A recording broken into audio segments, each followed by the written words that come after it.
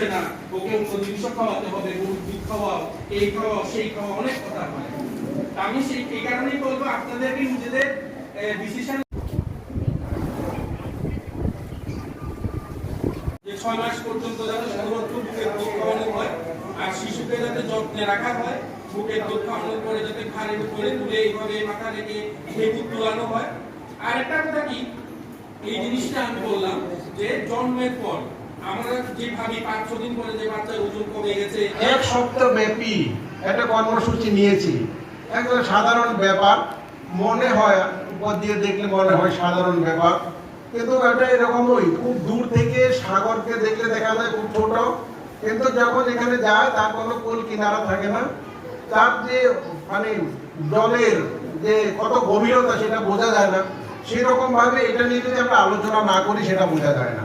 তারপরেও আপনারা আজকে এখানে মধ্যে এসেছেন, স্বল্প পরিসরে আমরা সেটা আলোচনা করব। মাতৃদুগ্ধ অমৃত সমান। আমরা মহাভারতে শুনেছি অমৃতের কথা, আমরা সব তখন শুনেছি এরকম যে এমন একটা বস্তু যা পান করলে মানুষের আর মৃত্যু হয় না, তার শরীরের মধ্যে অসংখ্য শক্তি হয়, উনি ওনার শরীরের মধ্যে এমন তেজ হয় যে যুদ্ধ বিগ্রহ সবকিছুতে সেই সফল হয়। ঘন ঘন তাদেরকে দুধ খাওয়াতে হবে। আমরা বলি 2 ঘন্টা পর 1.5 ঘন্টা পর খাওয়াবেন, অথবা বাচ্চা যদি কাটাকাটি করে ডিমান্ড করে তাহলে সে সময় আপনারা খাওয়াবেন, যাতে কোনো অবস্থাতে এখান থেকে যাতে মানে আমরা কোনো অবস্থাতে বিরত না থাকি, সেদিকে আপনাদেরকে লক্ষ্য রাখতে হবে। এরপরে যেটা হলো সেটা আরো ভয়ানক, আপনাদের অনেকে জানা আছে অনেকে জানা নেই।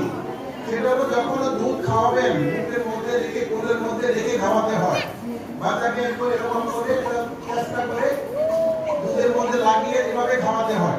কিন্তু কিছু কিছু এখনো মায়েরা আছেন যারা সচেতন নন, তারা শুয়ে শুয়ে মুখে দুধ দেন।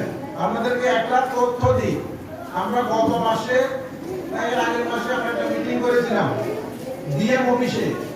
এই সারা দক্ষিণ ত্রিপুরা জেলাতে কতজন বাচ্চা মারা গেছে, মানে 1 বছরের মধ্যে কতজন বাচ্চা মারা গেছে আমরা দেখেছি। 1 বছরের মধ্যে প্রায় 80 জন বাচ্চা মারা গেছে আমাদের এই দক্ষিণ ত্রিপুরা জেলাতে। এই 80 জনের মধ্যে 40 জন মারা গেছে শুধু দুধ খাওয়াতে গিয়ে গন্ডগোল করার জন্য।